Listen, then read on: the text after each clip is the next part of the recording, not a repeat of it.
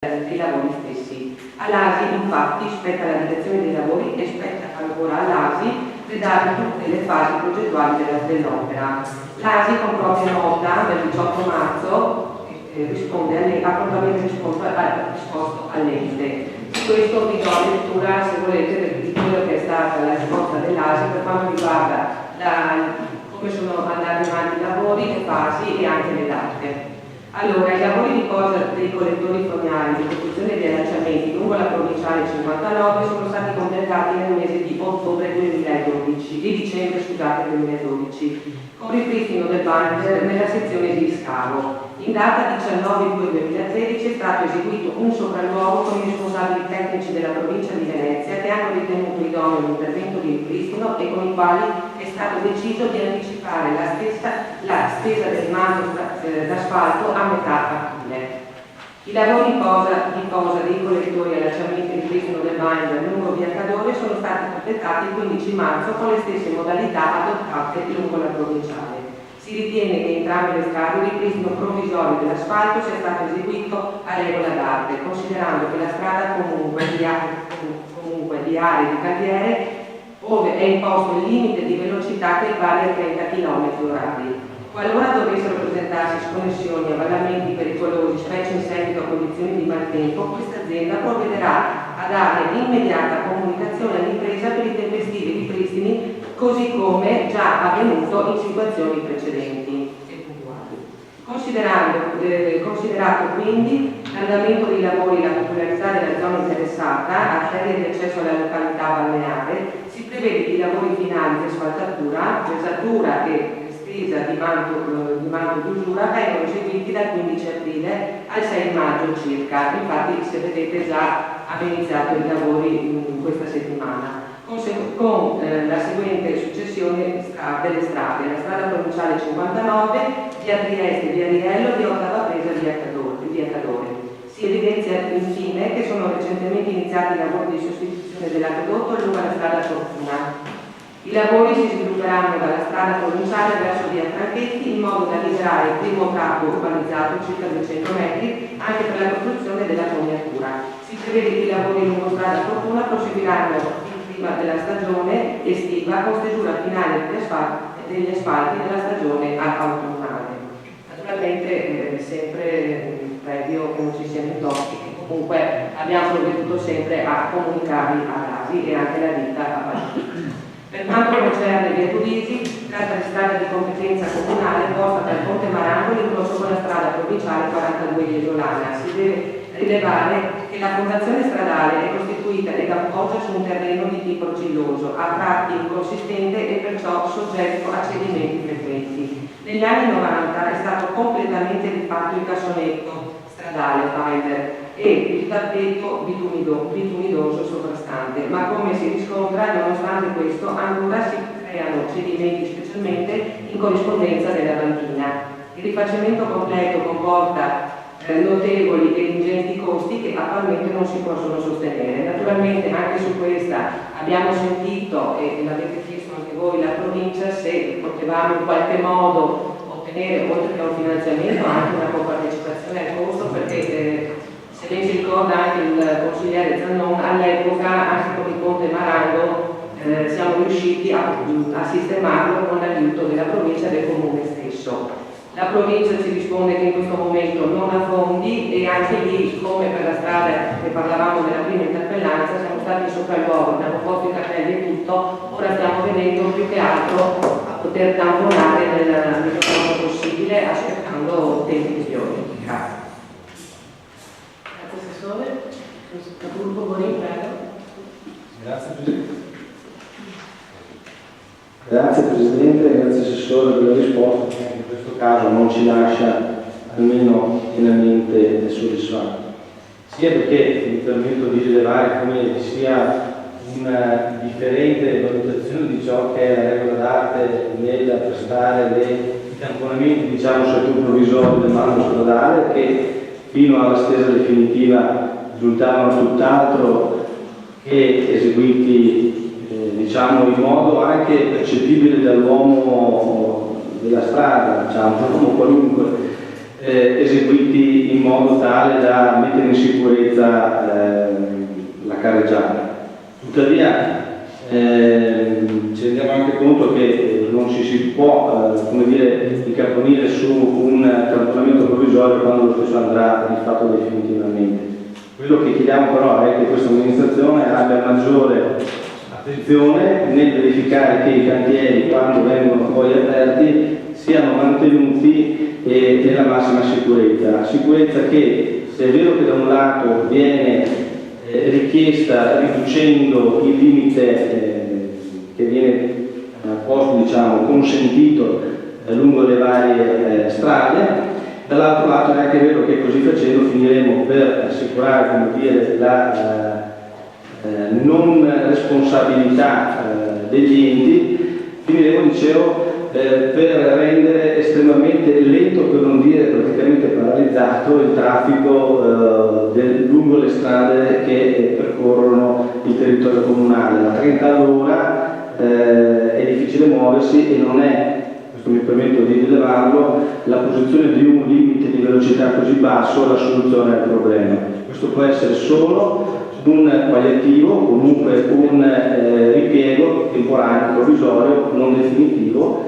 Quindi auspichiamo che anche la strada Luisi, come tutte le altre strade del Comune di Caule, auspicabilmente con il sostegno e l'intervento pure economico degli enti sovraordinati preposti, possano trovare rapida e migliore manutenzione. Grazie. Grazie capogruppo.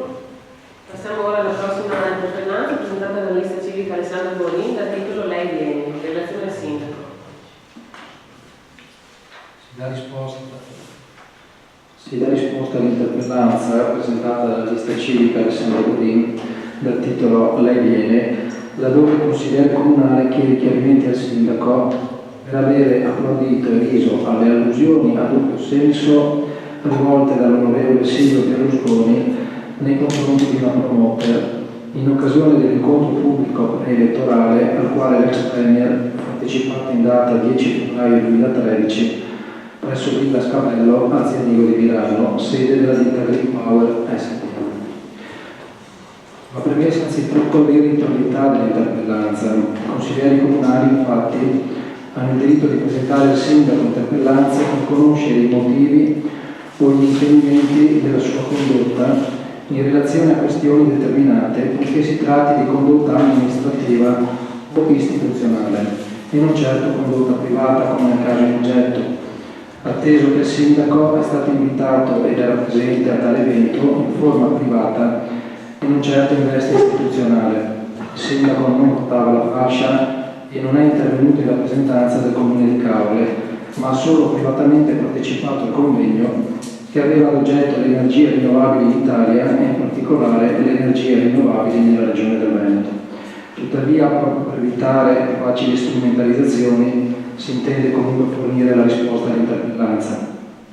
Chi non si è limitato a guardare ed ascoltare un'ispezione del video, ma ha ascoltato l'intera videoregistrazione dell'evento, ha potuto cogliere che l'episodio in questione è durato pochi minuti e per pochi minuti ha fatto sorridere senza imbarazzo oltre 1500 persone presenti. Evidentemente l'imbarazzo è emerso successivamente e non nel mentre. Nei giorni successivi, infatti, la questione è stata amplificata e strumentalizzata in maniera importante dalla carta stampata e in generale dai media, essendo occorsa in piena campagna elettorale delle scorse elezioni politiche. A mio parere che dunque rimane privato e non istituzionale. Appare improprio sostenere la tesi che la promoter della Green Power doveva ritenersi persona debole, imbarazzata e umiliata dalle battute dell'onorevole Berlusconi. Trattasi infatti, secondo le notizie riportate dalla stampa più attenta, di una manager della Green Power, la migliore venditrice del gruppo Green Power, non certo una persona umile e indifesa e che nel contesto, a mio parere, ha anche saputo tenere a testa il suo interlocutore.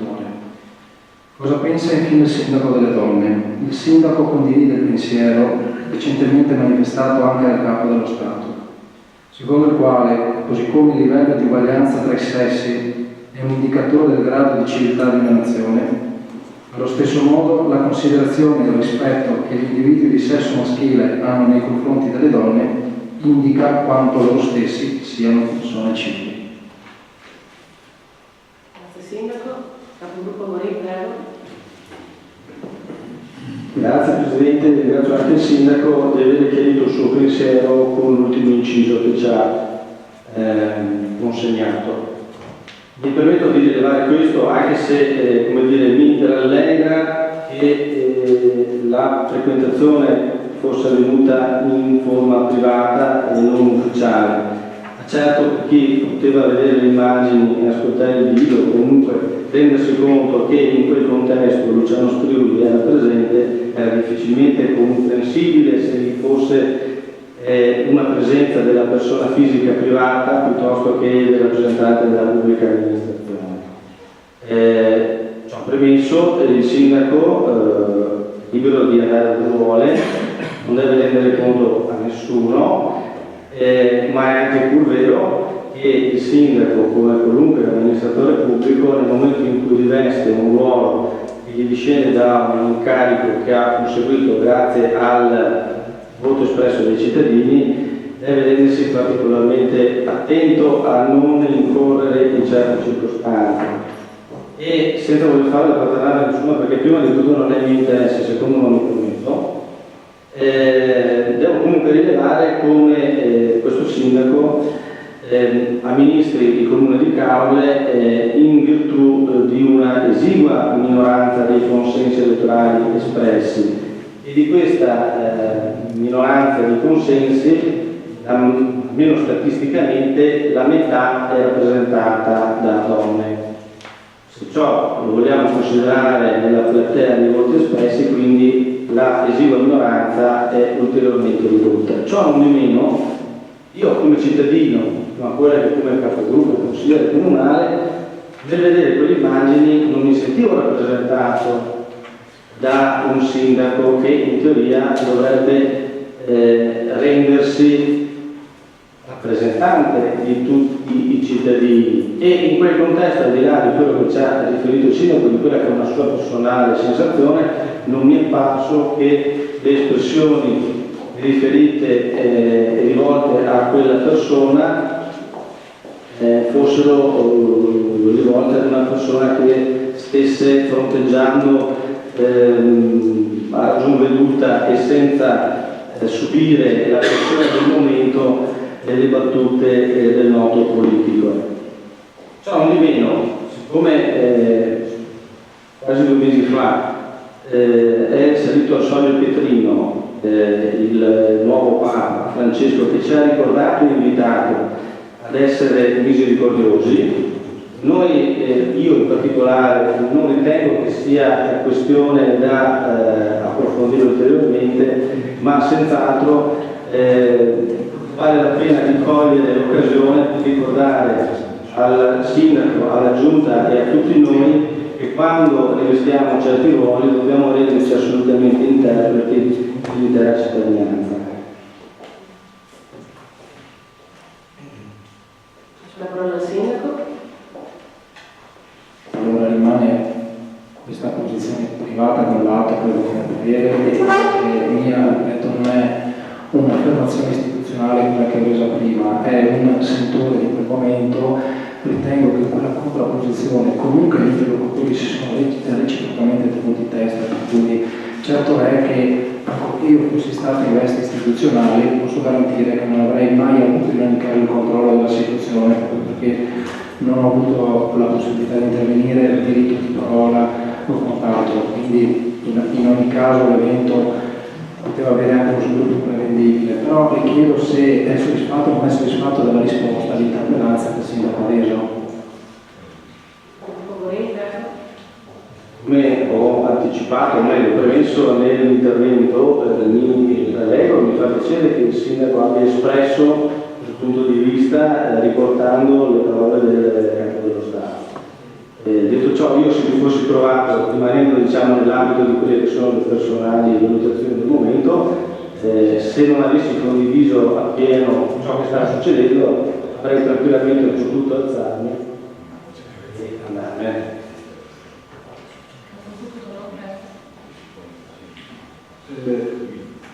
Consigliere, io non ho entro in questa questione, ma mi soffermo su un passaggio che lei ha fatto, il solito passaggio che seguiamo da un anno, che vorrei garantire che questa maggioranza, il sindaco, anche se a meno che lei ritenga che questo non sia legittimo, governa e amministra questa città perché gli viene dato dal punto di vista normativo e legale questa facoltà, ma ancora di più anche stabilito che chiamando un po' alle sue mozioni o alle sue interpellanze o ordini del giorno, stabilito che il sindaco, Luciano Striboli, questa maggioranza è stata eletta anche da una parte, come dice lei, come affermate voi, della minoranza, degli elettori di Cavour, il sindaco si muove per difendere e a nome e a titolo e per i cittadini di Cavour. Non vuole fare discriminazioni assolutamente per chi ha votato da una parte e chi ha votato dall'altra. Quindi non ritengo che sia giusto continuare dicendo che il sindaco ha ottenuto un certo numero di voti e solo a quei voti si riferisce. Perché ritengo, l'ho anche dimostrato in più volte, che coloro che si affacciano alla porta o all'uscio dello studio del sindaco dentro un ufficio comunale dia delle risposte a prescindere da quello che sia stato il risultato elettorale o a prescindere da quello che lei pensa da un punto di vista della rappresentatività. Quindi stia tranquillo sotto questo aspetto. Se come lei più volte dice o come più volte dite c'è una volontà di essere positivi o collaborativi o porre all'attenzione alcune istanze, a cui devo dire che andando a rileggere anche i diversi programmi elettorali, non è che in questi tempi ci siano temi che discostano le necessità dei nostri cittadini. In fin dei conti le problematiche sono quelle che ha espresso poco fa il consigliere Giro, oppure quelle che esponente di volta in volta con le vostre interpellanze. E costantemente con le necessità, con le possibilità che ci vengono date, cerchiamo di dare delle risposte anche con un risicato, come dice lei, come dite voi, risultato elettorale, però rappresenta da un punto di vista costituzionale e normativo quello che lo Stato prevede nella gestione degli enti locali. Grazie Capoluogo Tonò. Chiudiamo ora la trattazione delle interpellanze, essendo trascorso un'ora dall'inizio dei lavori. Passiamo al secondo punto all'ordine del giorno. Variante parziale al PRG, ampliamento della zona per l'attrezzatura di interesse comune in Cavour e Capoluogo. Adozione. Relazione al sindaco. Premesso che in data 25 agosto 2011, in delibera di giunta comunale numero 202, questa amministrazione ha concesso in uso all'azienda speciale Tomoschetta l'azione dell'area di 415 m2 censita in Cavour e mappale 54 foglio 42, oggi destinata a parcheggio e posta in zona limitrofa alla casa di riposo Tomoschetta. Con successiva nota del 25 gennaio 2013, protocollo numero 2837, l'azienda speciale Tomoschetta ha depositato la richiesta di adottare una variante PRG per l'area in concessione. L'istanza è stata rivolta al fine di poter disporre di un'area di pertinenza della casa per anziani dove collocare a breve una struttura prefabbricata da adibire a deposito mortuario. Considerato che la casa per anziani riveste pubblica utilità e rientra nelle strutture di interesse comune, viste le disposizioni della legge regionale 11 del 2004 su modifiche e integrazioni che consentono di poter adottare ed approvare variante PRG secondo i disposti dell'articolo 50 della legge regionale 61 dell'85, ancorché non sia stato approvato infatti, visto l'articolo 50,4 lettera H, che aumenta la possibilità di individuare aree ed attrezzature pubbliche con superficie inferiore ai 10.000 m2, di cui al decreto ministeriale lavori pubblici 2 aprile 68 numero 1444, vista la cartografia allo scopo predisposta, che consiste in individuo elaborato all'oggetto variante parziale del PRG vigente ai sensi dell'articolo 48 della legge regionale 11/2004 e sue modifiche e integrazioni, ovvero ai sensi dell'articolo 50,4 della legge regionale 61 dell'85, ampliamento della zona per attrezzature di interesse comune P17 in causa capoluogo, che raccoglie l'estratto di PRG vigente e l'estratto di PRG variante alla scala 1 su 2000 corredato di legenda, ritenuto di procedere all'adozione della variante PRG, consistente in mutamento di destinazione di zona dell'area di 415 m2, censita municipale 54 del foglio 42, da zona P3, zona residenziale esistente di completamento, in aree per le attrezzature di interesse comune, in ampliamento alla esistente area FD17, richiamate le disposizioni della delibera di giunta regionale del Veneto numero 2948/2009, in materia di valutazione di compatibilità idraulica, in particolare l'asseverazione allegata agli elaborati di varianti che attesta la non incidenza al regime idraulico in essere, dato atto che la delibera di giunta della Regione Veneto numero 791 del 31 marzo 2009 per la tipologia di variante urbanistica in oggetto non necessita la verifica di assoggettabilità alla procedura VAS, considerato inoltre che l'area in oggetto è di proprietà di gusto comune e che al fine di disciplinare gli interventi sulla medesima tipologia opere e tempi di attuazione di concessione, si demanda alla Giunta Comunale l'approvazione del disciplinare di convenzione e concessione della stessa. Quanto premesso, chiede di deliberare di adottare la variante parziale del PRG ai sensi dell'articolo 48 della legge regionale 11 del 2004, ovvero ai sensi dell'articolo 50,4 lettera H, relativa alla porzione di area indicata negli elaborati e consistente in ampliamento della zona FD17 come da grafici costituenti la variante allegati alla presente e costituiti da fascicolo unico ad oggetto variante parziale al PRG vigente ai sensi dell'articolo 48 della legge regionale 11 del 2004 su modifiche e integrazioni, ovvero ai sensi dell'articolo 50,4 della legge regionale 61 dell'85, ampliamento della zona per attrezzature di interesse comune P17 in causa capoluogo, l'importante estratto di PRG vigente ed estratto di PRG variante alla scala 1 su 2000, di demandare ai competenti uffici comunali l'espletamento delle procedure di pubblicazione, di demandare alla Giunta Comunale l'approvazione del disciplinare di convenzione e concessione dell'area. Grazie Sindaco. Capogruppo D'Antonò, prego. Questa è la prima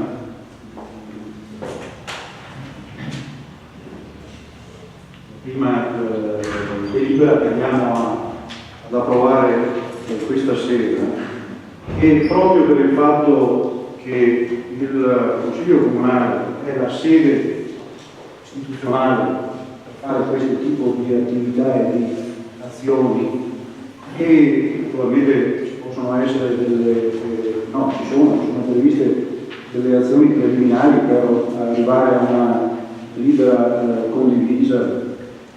Però è in questa sede dove si discutono, si approvano o anche si oppone a alcune delibere della proposta dalla maggioranza.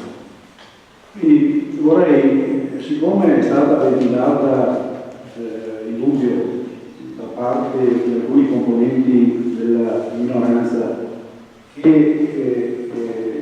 quindi vorrei tranquillizzare l'assise completa che non c'è nessuna volontà da parte di questa maggioranza di fare di tutto e di più per far sì che i consiglieri di minoranza non partecipino o non si attivino o non hanno il diritto di lavorare in questo consesso. Noi e io in particolare credo che il consigliere comunale abbia il diritto della libertà di iniziativa al fine di espletare il proprio mandato, e questo è anche confermato dalla nostra funzione, anche se non ha nessun obbligo dal punto di vista istituzionale di avere un legame diretto con colui che l'ha votato, quindi è in piena libertà. Quindi, siccome sembra dagli ultimi 2 consigli comunali e nell'ultima riunione di capigruppo che è stata fatta appunto una osservazione, l'importante è che l'amministrazione comunale non impedisca ai componenti della minoranza di partecipare al consiglio comunale. Devo dire che anche da un punto di vista mio personale il mio atteggiamento non è assolutamente pernicioso o infettante nei confronti di questo consiglio comunale. Non ha, spero di non avere un atteggiamento infantile, quindi di non pensare a quello che vengo a dire il consiglio comunale. Non voglio assolutamente e voglio fugare che si facciano dei dispetti personali a chi lavora in questa sede, perché voglio dare la massima importanza a questa sede. Poi sugli atteggiamenti meschini o comportamenti a voler valorizzare, a fare affermazioni false, me ne guardo assolutamente. Quindi credo che ho ben presente, credo che l'abbiate anche voi ben presente quella che sia l'importanza di questo Consiglio Comunale e che a tutti, sia i consiglieri di maggioranza che non hanno assoluta nessuna pressione da parte dei consiglieri del capogruppo comune, e non credo nemmeno che il comportamento mio o ci sia qualche volontà da parte mia di rendere ardua la partecipazione o l'adesione dei componenti della minoranza in Consiglio Comunale. Quindi su quello che riguarda appunto i lavori che stiamo per intraprendere sulle libere, avete la piena, ma questo non è che lo sia da dire, non è che questa amministrazione, questa maggioranza vi voglia impedire di fare la vostra attività amministrativa nella piena libertà che ognuno ha. Chiaro che poi quando magari si vanno a toccare delle questioni personali, allora poi ci si rivolge a quello che è il regolamento proprio. Quindi fungo ogni tranquillizzo che non c'è nessuna volontà da parte di questa maggioranza a fare di tutto perché non vi sia la possibilità, non ci sia la possibilità da parte della minoranza di portare avanti il proprio disegno con la propria amministrazione. Grazie capogruppo, no? Capogruppo commisso, prego. Sì, grazie.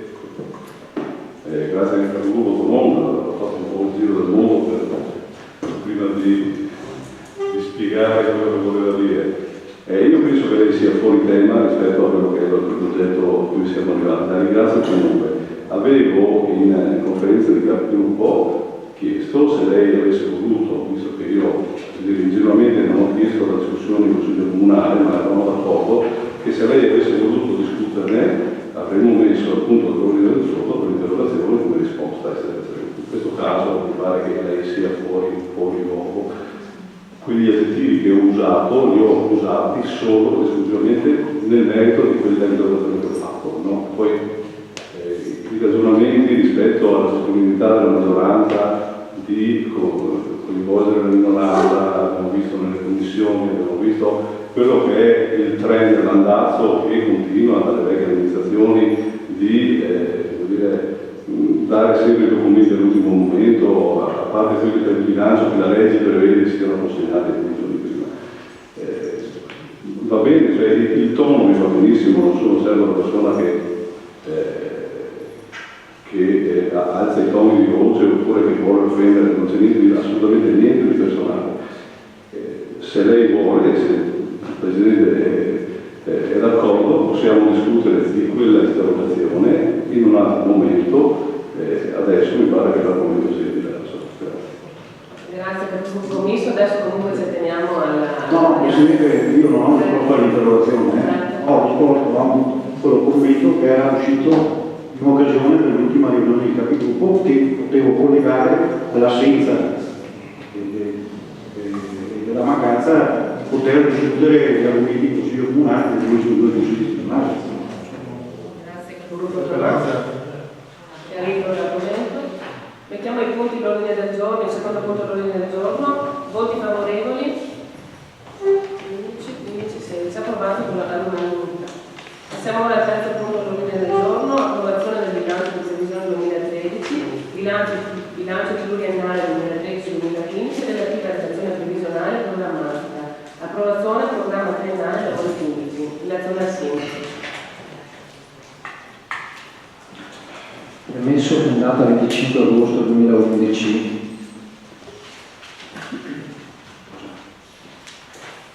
vista la deliberazione della Giunta Comunale numero 66 in data 21 marzo 2013 in cui sono stati approvati gli schemi di bilancio di previsione per l'esercizio 2013, il bilancio pluriennale 2013-2015 la relativa relazione previsionale programmatica, preso atto della relazione dell'organo di revisione economico-finanziaria allegato sub 1, visto l'articolo 172 del decreto legislativo 267/2000 relativo alla documentazione complementare al bilancio di previsione e dato atto che il rendiconto dell'esercizio 2011 è stato approvato con deliberazione consiliare numero 28 del 19 aprile 2012 agli atti.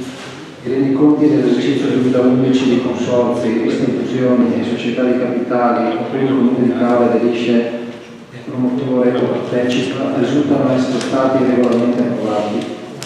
Non risultano beni immobili da destinarsi ai fini di cui alle leggi 167 del 62, 865 del 71, 457 del 78, da cedersi in proprietà o in diritto di superficie oltre a quelli compresi in piani già approvati.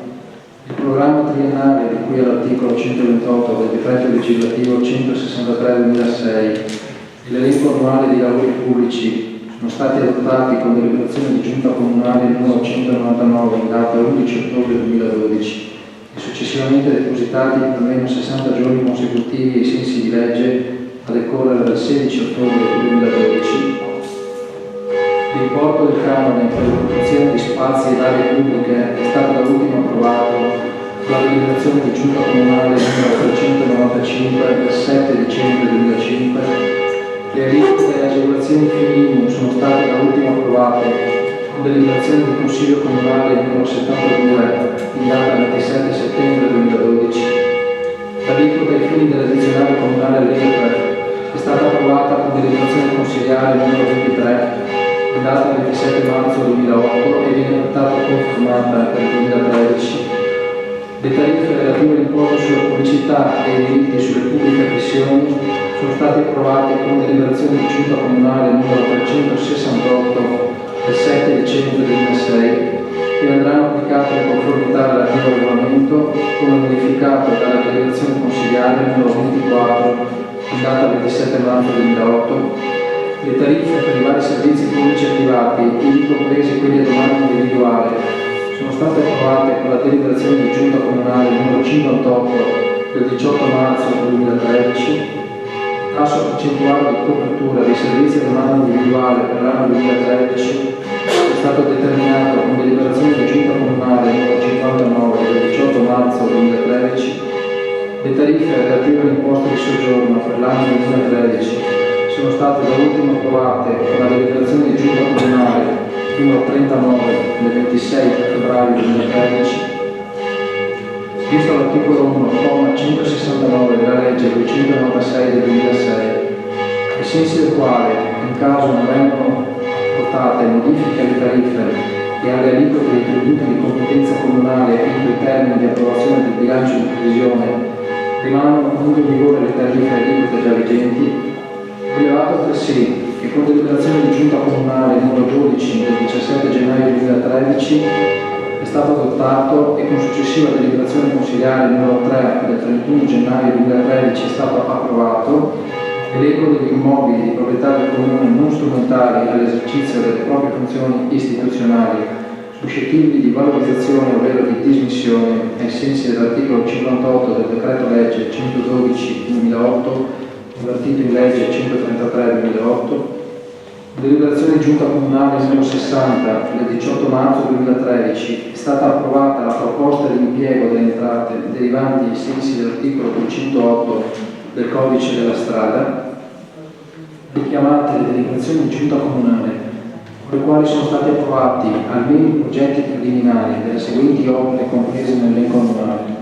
Numero 44 del 1 marzo 2012, all'oggetto adeguamento edifici scolastici alla normativa antincendio, approvazione studio di fattibilità.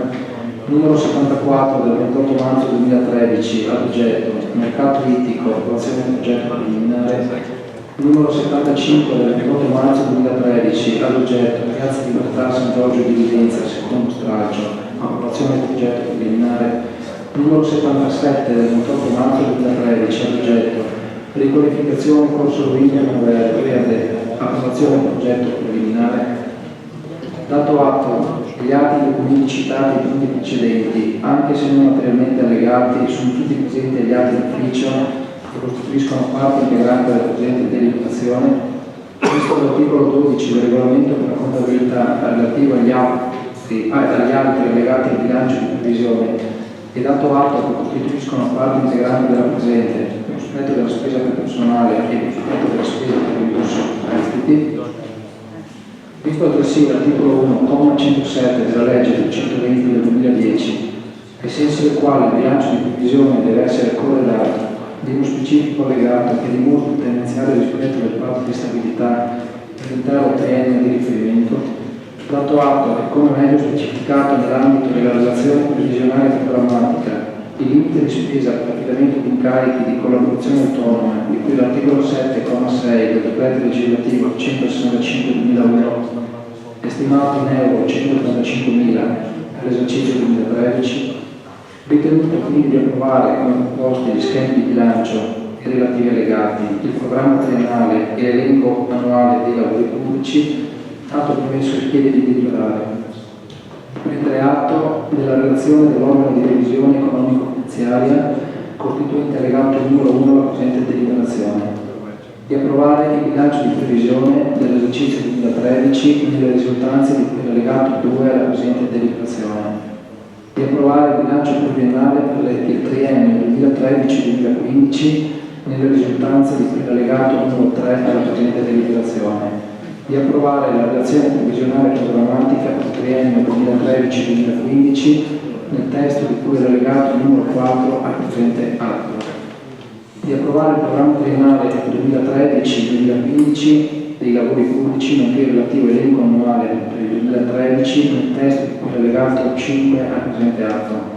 Di dare atto che l'elenco dei beni immobili di proprietà del Comune di Caule non strumentali all'esercizio delle proprie funzioni istituzionali suscettibili di valorizzazione e di dismissione è stato approvato con deliberazione consigliare numero 3 del 31 gennaio 2013, allegato numero 6, di dare atto che le aliquote e le agevolazioni ai fini dell'imposta municipale propria sono state da ultimo approvate con deliberazione del Consiglio Comunale numero 72 del 27 settembre 2012, di confermare l'aliquota di addizionale comunale all'imposta sui redditi la misura dello 0,8% approvata con deliberazione consigliare numero 23 del 27 marzo 2008, di dare atto della regolarità della documentazione complementare prevista dall'articolo 172 del decreto legislativo 267 del 2000, nonché da altre norme di legge e di regolamento, nei termini di compensa allegato numero 7 rispetto della spesa per personale e numero 8 rispetto della spesa per il borso prestiti, e dare atto che è dimostrato il tendenziale rispetto degli obiettivi posti al patto di stabilità per il triennio 2013-2015, allegato numero 9, e di dare atto che nel bilancio di previsione dell'esercizio 2013 è rispettato il principio di contenimento e riduzione della spesa per il personale. Grazie Sindaco, sono interventi? Il gruppo Tonon, prego. Volevo non solo portare l'attenzione di questo Consiglio Comunale a quello che è stato anche il percorso di questa maggioranza per andare alla redazione di questo bilancio di previsione, che poteva essere anche posticipato nel tempo, ma al quale non abbiamo voluto dare ulteriore tempo per andarlo a portare in Consiglio Comunale, proprio per una necessità operativa, per dare delle risposte ai cittadini e per poter cominciare anche a avere una disponibilità su cui gli assessori e naturalmente gli uffici su cui poter lavorare. È chiaro che da qualche tempo, da qualche anno, i bilanci, mi ricordo forse una decina d'anni fa, quando i bilanci erano costituiti magari per una cifra che andava tra i 15 e i 20 milioni di euro del conto capitale, quindi quello che girava all'interno di un'amministrazione pubblica, come fossero così determinanti le priorità, nel senso che c'era una certa disponibilità finanziaria, c'era anche una possibilità di fare dei bilanci piuttosto corposi anche dal punto di vista degli investimenti. Ci troviamo di fronte sicuramente a un bilancio che ha sicuramente, perché alcune delibere di giunta, ma anche alcune delibere di Consiglio Comunale hanno fatto sì che si facessero delle scelte e si arrivasse a un bilancio così composto. Però tutto quello che potrebbe essere volontà, ma anche la capacità amministrativa o l'aspetto politico per misurare il bilancio alle esigenze del proprio cittadino, della propria comunità, alle volte è bloccato o è legato a delle regole, delle norme che fondamentalmente coinvolgono un po' tutta la nazione, quindi ci sono dei principi da rispettare che non si può e non si deve non tenere conto. E sicuramente il bilancio dà, così quello che stiamo per valutare questa sera,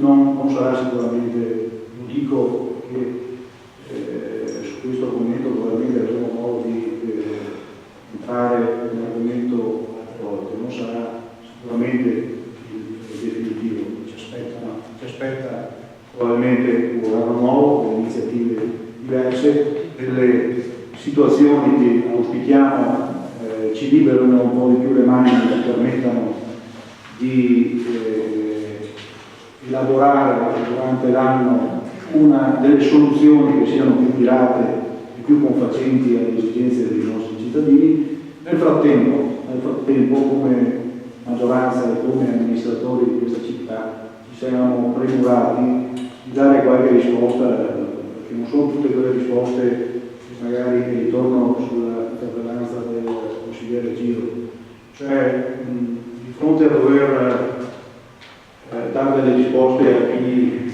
perde lavoro o chi non ha i soldi per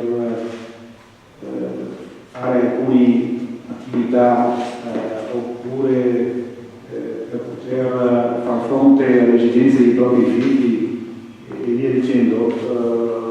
Noi nella stesura abbiamo cercato, per quanto ci fosse possibile, di poter dare e di prediligere risposte in questo senso.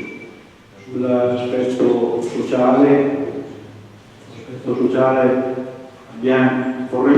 vogliamo fare di più, vogliamo sicuramente fare di più, speriamo che il tempo ci dia questa possibilità, l'assistenza e sul soccorso alle famiglie vogliamo fare sicuramente di più. È chiaro, l'offerta è corta, se togliamo una parte poi ci sono anche esigenze anche del decoro urbanistico, anche esigenze di territorio, quindi ci sono poche essenziali opere pubbliche, però questo ci dà, questa è la possibilità che abbiamo ora. Durante l'anno ma non è un segreto, l'abbiamo anche detto in commissione, l'abbiamo detto anche da riunioni del capogruppo, sarà fisiologico che dovremo in Consiglio Comunale proporre alternative diverse a situazioni che si saranno create durante l'anno diverse.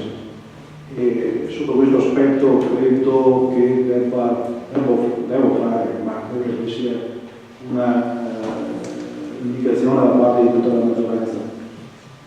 Credo che tutta la città, quindi anche voi che siete rappresentanti eletti di questa città, possiate durante l'anno naturalmente contribuire a far sì che la nostra città possa avere delle risposte più consone e più realistiche a quella che è la situazione che per il momento magari ha colto come recessione, ma ovviamente le attività industriali diciamo così, del primario e del secondario, ma penso che a breve anche i terziari, i servizi, ma anche l'industria del turismo possa essere presa via. Quindi ci aspettano, quindi nella consapevolezza che ci aspettano giorni, settimane, mesi, probabilmente anche gli anni a venire di impegno sotto l'aspetto finanziario e programmatico. Questo è il mio auspicio, cioè che la città di Tavola sia rivolta in ogni sua parte alla risoluzione dei problemi che stasera in parte cerchiamo di affrontare. Grazie capogruppo Donò. Capogruppo Misto, prego. Sì, grazie Presidente. Io direi troppo buono il capogruppo Tonò. Io avrei detto che lo Stato è uno Stato confusionale dal punto di vista delle leggi che regolano i bilanci e non si può negare che qualsiasi maggioranza, qualsiasi amministrazione con questo tipo di regole che cambiano continuamente si trovi in difficoltà. Questo è innegabile, quindi pensavo che lei adducesse anche questa, non scusa, ma è proprio una cosa reale, per andare con i piedi di piombo. Tuttavia, non possiamo non notare, adesso io lo faccio da consigliere di minoranza, per cui è gioco forte che dovrò votare contro, perché questa espressione di un'amministrazione è proprio il punto sul quale è obbligatorio votare contro sostanzialmente. Tuttavia, voglio dire, è innegabile che alcune osservazioni generali vorrei fare. C'è stata una grande espansione nel volume di entrata dei tributi, delle tasse. C'è stata un volume di tasse imposte del 22% e a fronte, anche se vogliamo, quel fondo sperimentale di 3,7 milioni di cui non sappiamo ancora la quantità precisa, abbiamo comunque una pressione superiore del 3,3% rispetto all'anno scorso di entrate. Quindi c'è una grossa pressione